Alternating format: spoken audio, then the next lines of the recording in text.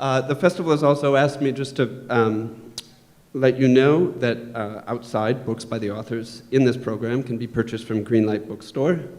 It's outside on the plaza. And the authors will be signing their books immediately following this program in the rotunda downstairs. And so authors, I'd ask you as well to go directly to your signing tables after this. And we do have an event after this, I believe, so we'll please ask everyone to clear the room so the next audience can come on in. And now let me tell you a little bit about the authors I have with me. Carmen Boullosa, who's here on the end, is the author of a dozen volumes of poetry and 19 novels, the most recent being the Book of Eve, which we're here to discuss today, as well as 4 books of essays and 10 plays, 7 of which have been staged. She's a distinguished lecturer at Macaulay Honors College at CUNY, a Guggenheim Fellow, as well as Coleman Center and Dodd Fellow. Boullosa has won many prizes, including the Casa de America and Rosalia de Castro in Spain, the Zegers and the Liberatur in Germany, and she splits life between Coyoacán and Brooklyn. Leila Aboulela, who we have here in the middle, we'll be discussing today her recently published novel, River Spirit, which was described by the New York Times as dazzling, a novel of war, love, faith, womanhood, and, crucially, the tussle over truth and public narratives. Leila's previous novels are Bird Summons, The Kindness of Enemies, The Translator, Minaret, and Lyrics Alley, fiction winner of the Scottish Book Awards. Her story collection, Elsewhere, Home, won the Saltire Fiction Book of the Year. Leila is a winner of the Caine Prize for African Writing, and her work has been translated into 15 languages. She is honorary professor of the Word Center at the University of Aberdeen. Itamar Vieira Jr., here on my right, was born in Salvador, Bahia in 1979. He holds a doctorate in ethnic and African studies. Before Crooked Plow, the novel we will be discussing today, he published a collection of short stories entitled The Executioner's Prayer, which was nominated for Brazil's largest literary award, the Jabuti. Crooked Plow won the prestigious 2018 Leia Award in Portugal. So thank you to the three of you for being here with me today. It's great to be able to discuss your books. Leila, I thought we could maybe start with you and have you maybe start out by reading a little bit. I think you're going to read from near the beginning of the novel. You can sort of situate us a little bit, just give us a little bit of a feel for the book, if you could. Okay. Thank you. The novel is coming of age, sort of a narrative of this young girl during this very turbulent period in Sudan's history, and she becomes oh, it has to be closer. Okay, thank you. She becomes enslaved at some point, and then not, and so on. So this is just a small part of the showing her attachment to the river, which started off as the White Nile and then ended up being the Blue Nile, which is the one in Khartoum. As soon as she had arrived, the river, huge and strumming, claimed her. After years in the desert, she felt welcomed by the water, knowing it to be the timeless companion, the one that ran without effort, gave without needing, sang and sang the ancient tunes she had heard in her childhood, the songs she had yearned for and listened out for, that she had only half understood, but it did not matter because listening was more important. She could strive to understand at her own leisure. Tomorrow or the day after or the day after, the river would still be there for her, patient and strong, rich and always flowing in the same direction. Thank you. Great, thank you. And Leila, if I can go a little bit rogue based on what we were discussing earlier, but I can't help but be struck sort of by landscape, and I think this is actually relevant in ways too, to Itamar's work and to Carmen's as well. I wonder if you could talk a little bit about, the importance of landscape and sort of the land in River Spirit, and sort of how you as you were sort of constructing the novel. that because I saw it I saw the land as the symbol of stability, given these big powers that were, competing at this point. Sudan was under the rule of the Ottoman Empire, and then this was the time when Europe started to look into Africa, and Britain eventually took over from the Turks, and this is what the book shows, this process of what's happening. But I wanted to write it from the point of view of the Sudanese themselves, and I thought that they would be, as in this case of this character, sort of having an attachment for the land and for the river and for all these places. And of course it is these natural resources that are attracting all these big powers anyway to start with. I mean, they were there because they wanted the gold, and of course they were also wanting, manpower. They wanted the kind of the slave trade, the East African slave trade differed from the Atlantic slave trade in that the Ottomans and the Egyptians wanted men as to work for the army, to serve in their armies, and they wanted women as domestic labor. It wasn't really attached to capitalism as we know about it in the west coast of Africa. Yeah. Well, Itamar, sort of coming to Crooked Plow, I mean, the landscape as well, I think we can say it's a character in a way in the novel itself. And it plays a really important role, I think, in some of the discussions you're trying to forward about.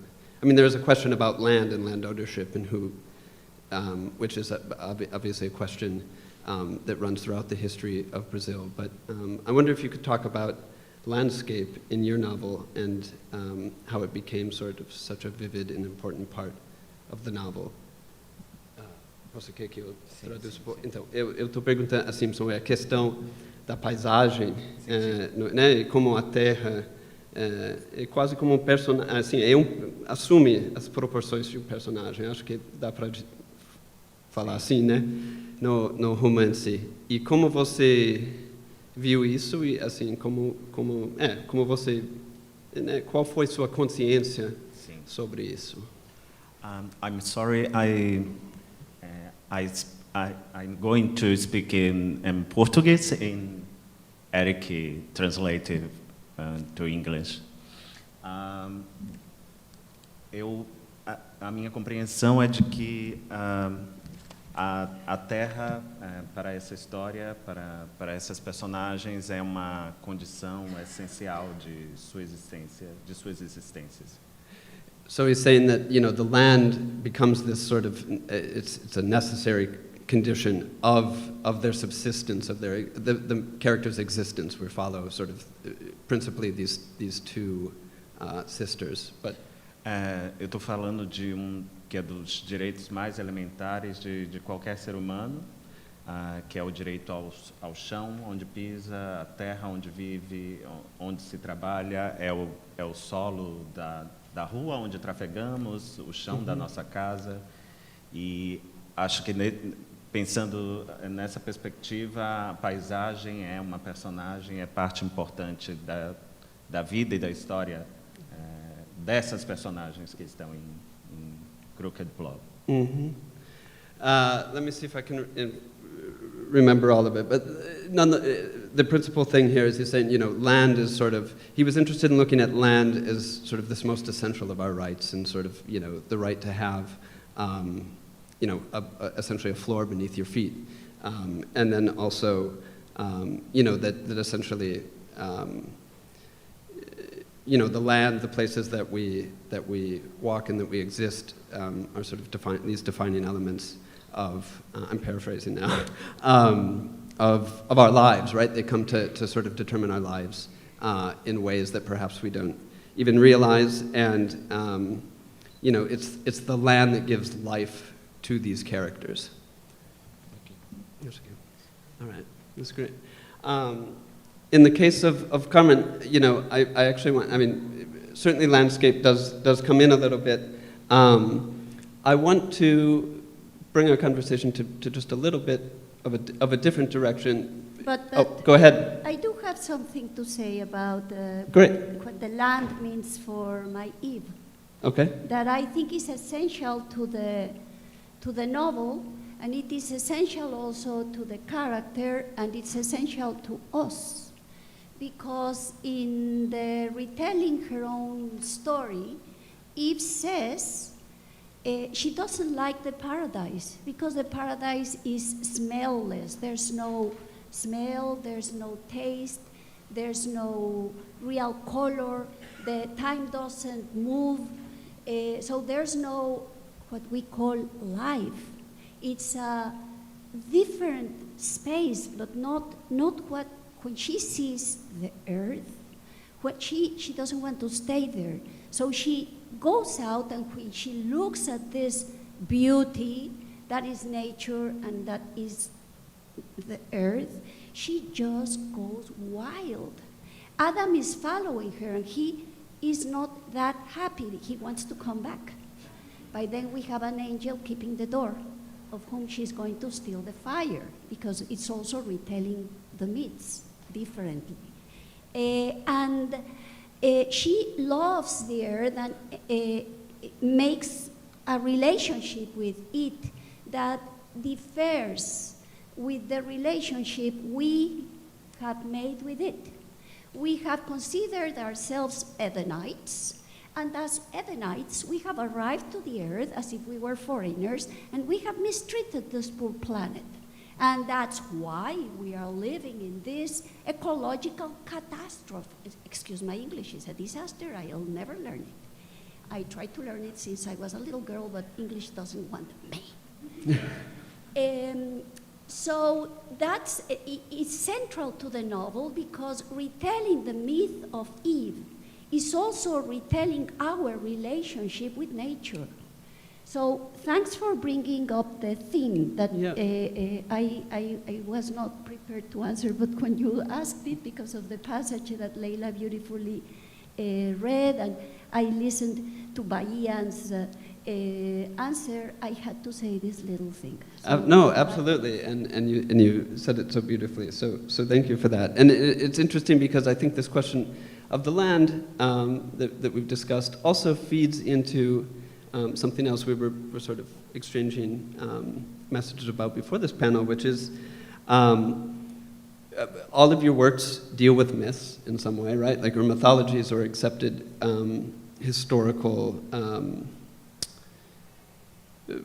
historical versions, I guess, right? And looking at challenging those, even the apple, or I'm going to say, in these is imagery, I'm sorry, which, sort of through the years gets, takes on a certain power, right? So like Eve and the apple, to think of a 20th century example, maybe like, Castro and his revolutionaries in the Sierra Maestra. These are, whether it's political or religious myths, there are sort of these very strong images that over time sort of assume, greater and greater proportions. And I wonder, to what extent the three of you had in mind this question of the image and recreating, in either sort of making your own images as you sort of challenged the various myths you were trying to confront. Maybe we can start with you, Leila. Well, the history that the novel talks about involves a British general who was holding the capital against the rebels, and his name was Charles Gordon, and so he was seen as a Victorian sort of hero. And he was very much sort of lauded in the British press, and how his death by the hands of these revolutionaries or rebels, depending on whose side you're on, then justified the British invasion of Sudan. And there was even a Hollywood film in the 1960s called Courtroom, in which the character of Gordon was played by Charlton Heston. And the character of the Sudanese Mahdi, who was the leader of the rebels, was played by Laurence Olivier in blackface. And this film was just hugely, of course, successful, and you know, a lot of money was spent on it, in getting all the military details correct. And so that is what you that's what I want to get away from, this image that I want to get away from. And I want to go away from this idea of the Victorian hero and the mad, you know, rebel, and look at the ordinary lives of the people, and look at the kind of the day-to-day lives of the people, the lives of the women, the lives of the people who are involved in all of this and caught up in all of this. So I guess for me the images was moving away from this kind of the grand, according to history, main characters into the marginalized characters and giving them voices. That's great. Well, Carmen, you of course sort of take on, you know, very big image, which is, you know, starting with, you know, the origin story in Christianity, and sort of this moment with Eve and Adam and the apple, and you do so in a very interesting way that brings in not just Eve's perspective, but perspective of her daughters, etc. But I wonder, you know, did you have that in mind? There's in fact a lot of very vivid and powerful imagery in your novel. I wonder how much that was. It was something you were conscious of having to remake the imagery. I think that in most of my novels, I do want to tell another version, because in most of our lives we are surrounded by Charlton Hestons and Laurence Olivier's in blackface, and it's the customary thing. I think of our relationship with Earth, and I think of that wonderful movie, wonderful, yes, wonderful, pathetic. Marabunta was called in Spanish, where the ants are coming and the earth is evil and they have to fight against the nature that is so evil. So we all live in those versions. And evidently for me, Eve was central, because it justifies the idea that half of the population is born to serve the other half, because they deserve it, because they have made a mistake so big, or a sin, that we have been dumped into earth. So she has to pay for that, and she pays with her own pleasure, life, and it's something institutionalized. Mm-hmm. And it's like justifying slavery in the household, in the intimacy, in everything, making that, solidifying in a divine myth, in a divine truth, that Eve deserves it and has to be tied, because the only act she does ruins us. So, and not only ruins us, puts on, we have to then work, we have then to be in the earth, we stop being the Edenites, so it's, I needed to retell that story. Maybe of all my novels is the one that's more evident, but I retold the story of Texas, I retold the story of the first years of the colonial years in Mexico, in Heavens on Earth, that's also translated into English. So for me, retelling it is an instinct. But coming up here, if I have a moment, or I've spoken too much, coming up here, I thought, oh gosh, I really am a writer to the bones, because I lived it. I was going to walk Atlantic Avenue to arrive to our book fair, happily, and Atlantic Avenue was crowded, was a wonderful fair. It was full of people all over, and everybody was walking so that they were looking at the products they were selling, camping happily, but I needed to arrive here. So I was challenging the street, and I went this way and that way, and I had to then avoid the sun, which the sun is life, yes, but it also destroys us, and we know it's going to be the end of this planet, but that's another story. So all that, leaving all that, finding my own way, and while all the other ones were just camping and enjoying and buying things and eating their beautiful buns with lobsters and the rest, I was doing this to find my way, because I wanted to go into book world. And when I arrived here, just to end my little fable, sorry if I bother you.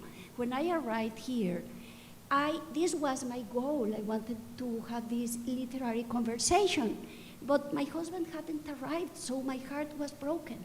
And I thought, all this is like a metaphor of writing. You want to find the real truth. All the others are living in a way, but you really want to find the core of because you want to get into what is your heart, the heart of the writer. So I don't know if my fable works, but I couldn't avoid saying it. That's great. Thank you.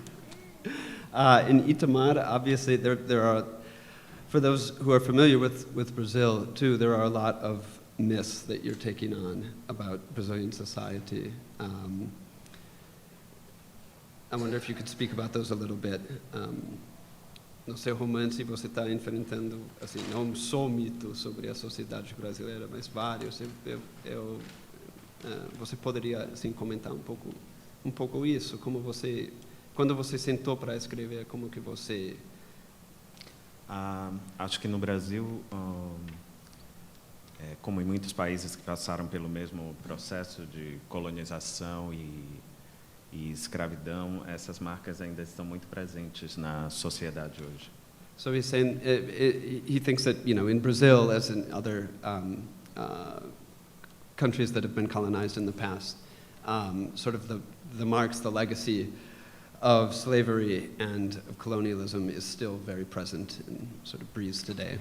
Essa é uma história até que brinca com o tempo, porque eu acredito que os leitores não conseguem identificar o tempo em que a história se passa no começo, já que é uma história que ainda trata de permanências, né, de como a escravidão ela ainda persiste no nosso cotidiano.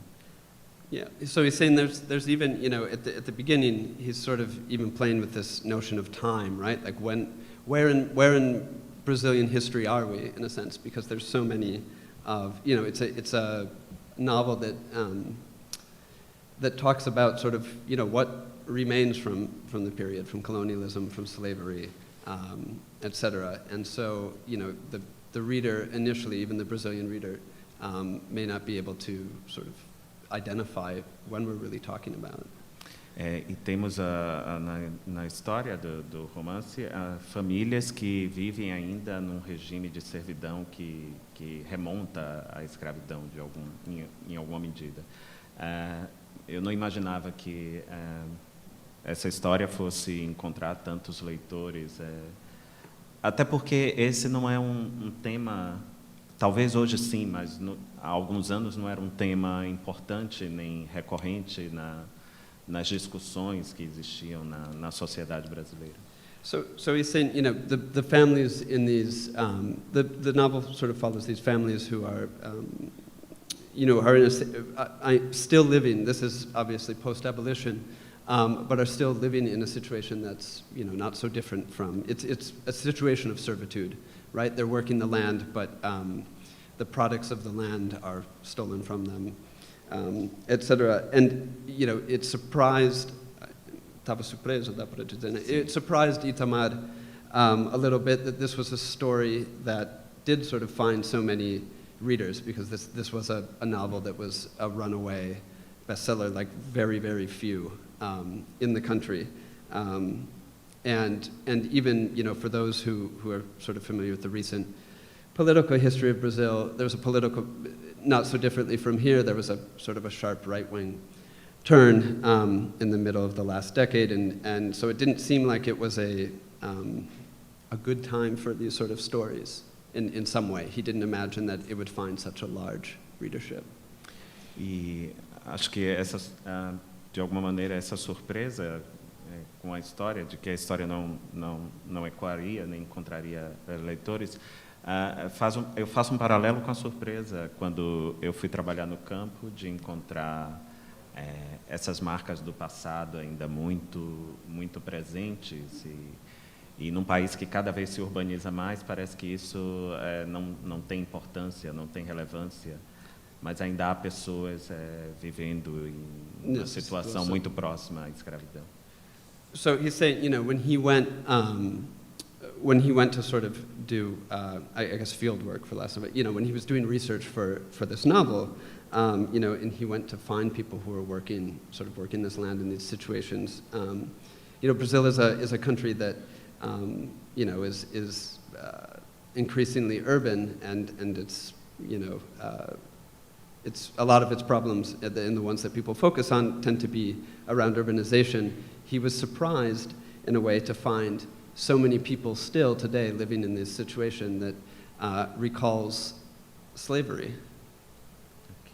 Great. That's all. Cool. So thinking of that, I mean, we're in these situations, at least in the works of Itamar and Leila. These are situations whether it's people sort of living in this quasi-slavery or people living under Ottoman rule, who are, these are situations that are very ripe for redemptive figures and people who, people are looking for someone essentially to bring them, to deliver them from this situation. And I wonder, in both of your novels, if you could, and maybe start with you, Leila,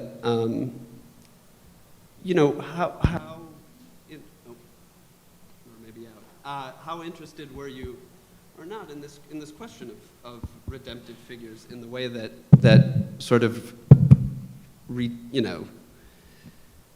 redemption can be, and the opportunity for redemption can really be misused and abused? When you see, when you read about how people were feeling so oppressed and feeling a sense of injustice to the extent that they felt that the only way that would save them would be that a Messiah would come, and then how they rallied around the man who claimed that he was. And apparently this happens all over the world in oppressed populations. People do rally around a figure who they believe has special powers. Usually these movements piddle out. I mean, usually nothing comes out of it because they realize that, that he really doesn't have any special powers. It's just in this case, the movement gathered momentum and sustained itself for quite a long period of time. So psychologically and emotionally, people seem to have this desire to believe in a kind of a very idealistic sort of person. There's a lot of idealism involved with these kind of movements, and I think that is where the danger is, because of course humans are humans, and if you take away the practical considerations and all of that, then it just becomes very people's are following a dream. They're following an illusion, rather than the truth, and that is fascinating to see in itself, because it keeps repeating itself over history, where people follow kind of illusions and follow characters that they believe are special, but then it fiddles out. Sure. Well, I mean, similarly, Itamar, in your story, there's not necessarily there's several ways this manifests, and I think, Leila, you were getting to the question of how this is misused and can be used cynically in some ways. And that's sort of, I mean, we see that in Crooked Plow with the two sisters, Belonísia and Bibiana. Their father is like a spiritual leader, and he ends up being, I guess you could say, manipulated in some ways by local political figures, local, the powerful, whether they're actually elected or not, and it's interesting to see how that plays out. No romance, o pai de Bibiana e de Belonísia, líder, enfim, carismático e espiritual, que tem os seguidores, é muito respeitado, e acho que o prefeito e também os outros poderosos usufruem desse poder, do dom, para utilizar, para criar uma situação que não é nada redentora, né? Eu fico curioso para saber assim como que você viu isso. Assim, acho que tem muito a ver um pouco com o que você estava falando antes e um pouco assim a interseção entre religião e os poderes vigentes, digamos. Yep.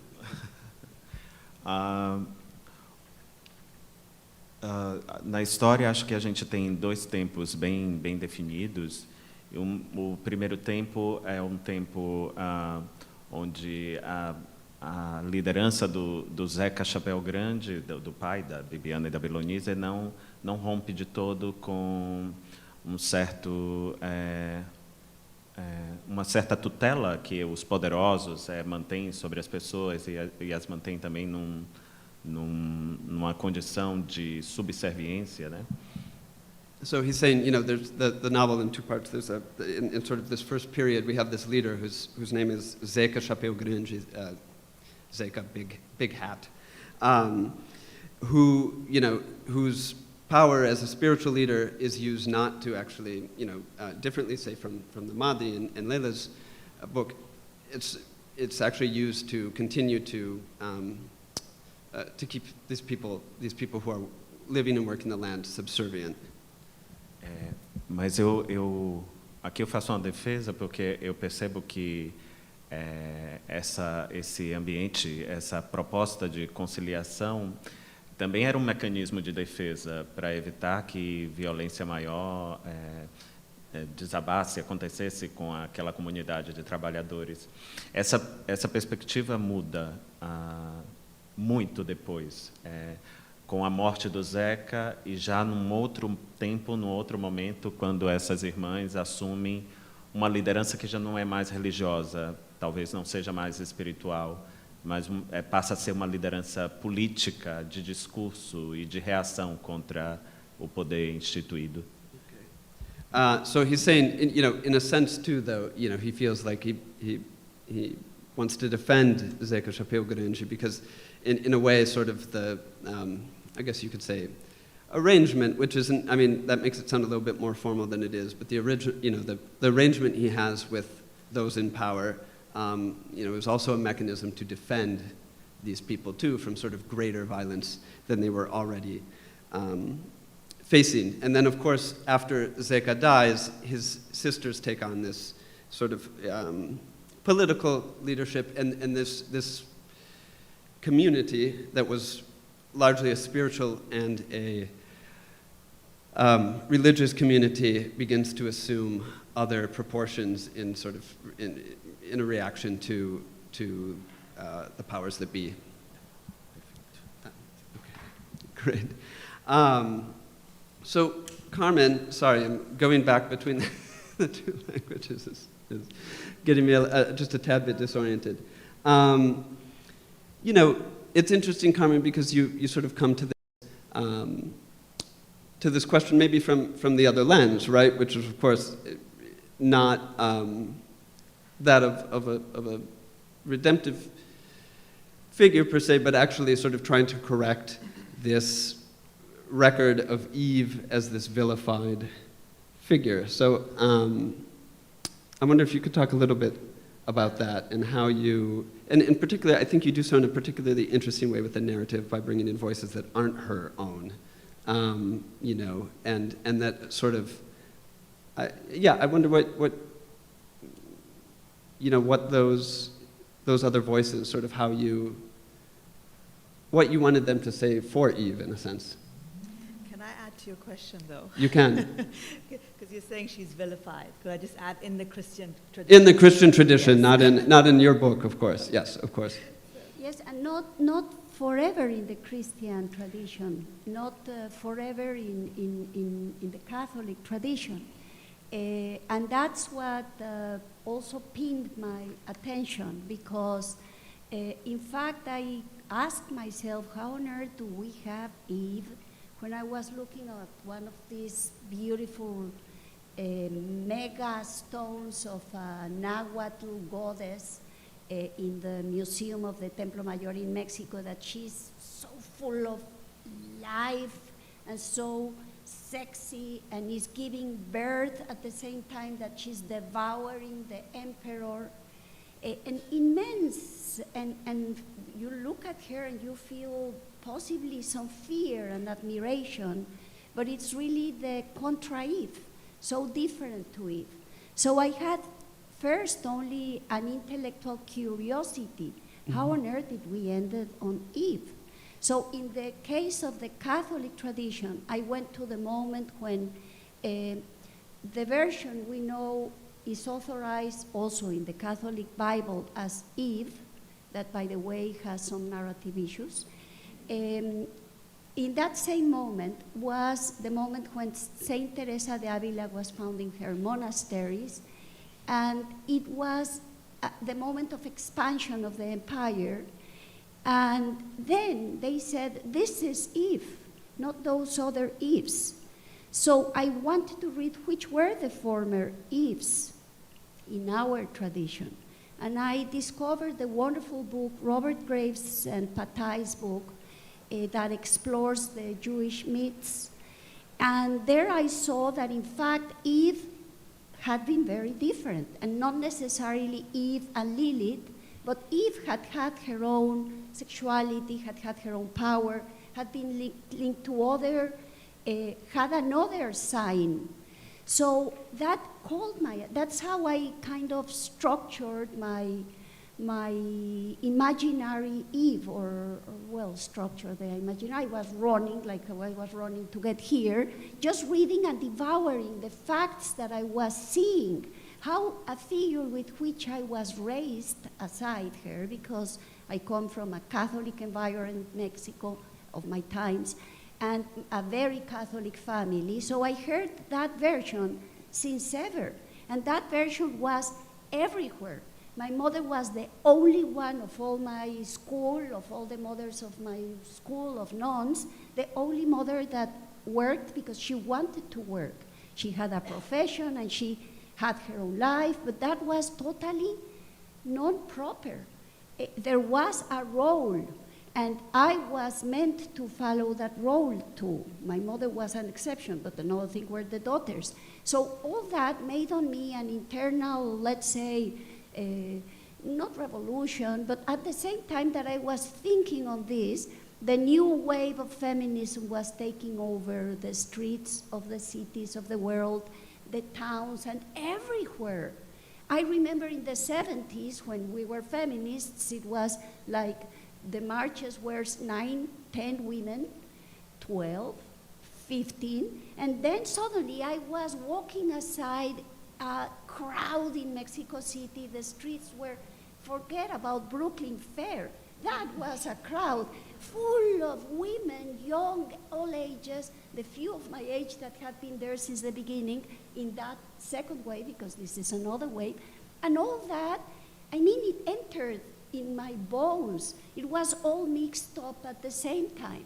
So I entered without desiring to into the voice of Eve. It's not that I said, I'm going to write a novel on Eve.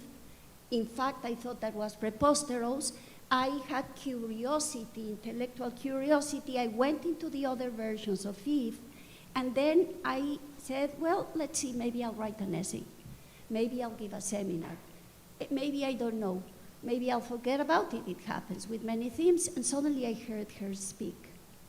And there she came, not flawless, because yes, she recovers for us the earth, she recovers that pleasure of nature, she makes her own body, because she comes out, they come out like Barbie and Ken without intimate parts, as was said in my non's school.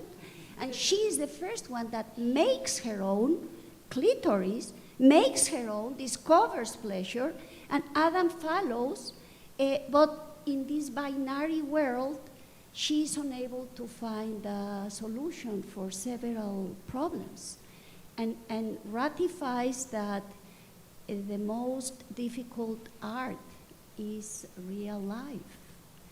And in fact, living a beautiful life, it's also an art, and she's unable to make it.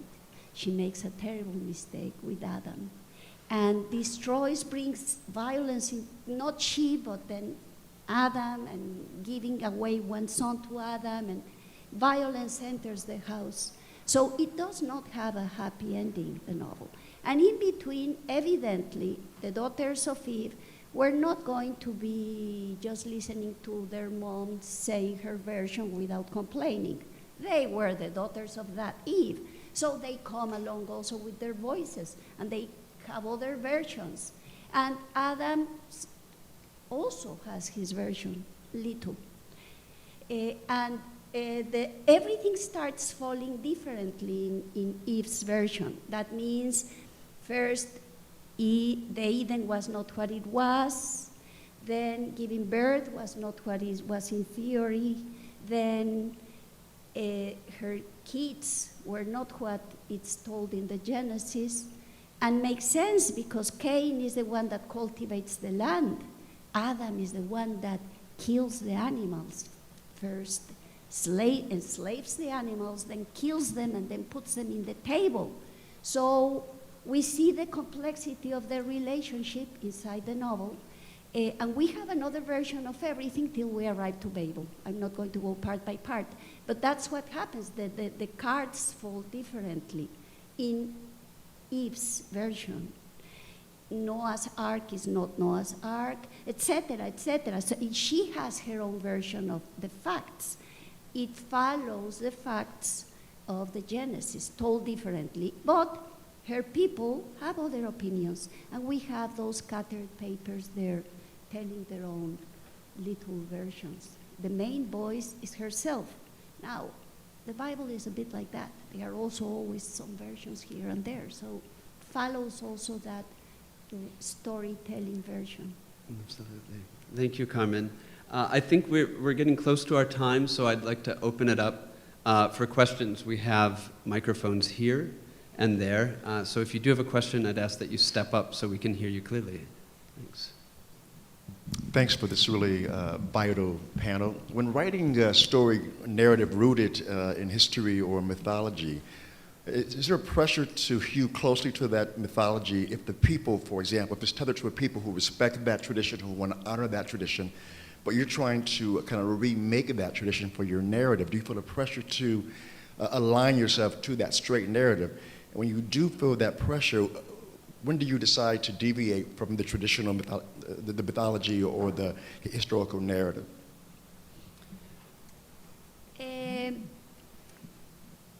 I work a lot in my novels. I make plans and maps of how they are going to run, but then the characters act.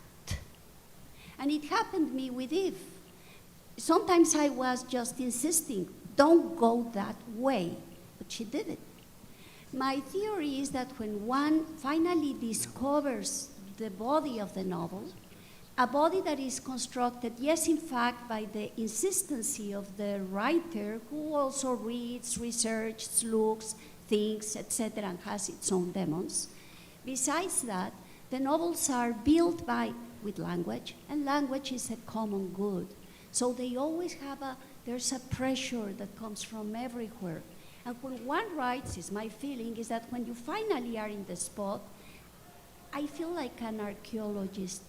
And the art is, how do you peel the figure you discovered without ruining it? So I don't command, they command. Something so extraordinary, because it's true that I work and work trying to build it this way. Now I'm fighting with my novel. If I'm able to publish it, it's going to be my 20th. I have several ones not published because I couldn't finish them, or I didn't feel they were what they had to be. And I've been struggling and fighting and respecting that intimate truth of the novel. I believe in the novel. And I believe on its tradition, the fluid of it, and how much all the hands of you, readers and non-readers, people around, how the sound of the streets, everything enters in the literary text. But that's because maybe I have magical thinking. So I am a hard worker with magical thinking. How about you, Leila? Is it all magical thinking, or is it something else? No, I mean, it's in the case of history, mainstream history, I mean, we know that it's written by the winners, it's written by the powerful, and even if you don't set out to decolonize it, you know, intentionally, if you're only looking at it from another perspective, if you're looking at it from, if you're not centering Europe, if you're not centering a particular part of, you're centering the people who have not been centered before, then it will come out as something that is new, and that is fresh, and it doesn't need to be that you're working against something as much as you're presenting something fresh that hasn't been presented before, simply because the focus has all been on one part of the world and on one kind of group of people, and that's what it is. Yeah. Thank you, and I'm so sorry, Itamar, I have to stop it there, I'm being told. So just a reminder that the authors will be signing their books at the signing table in the rotunda downstairs. Greenlight Bookstore will be selling their books there, and so authors, let's please go down now, and a signing assistant will help you to the table. And thanks everyone for coming, really appreciate it. Thank you to my amazing panelists.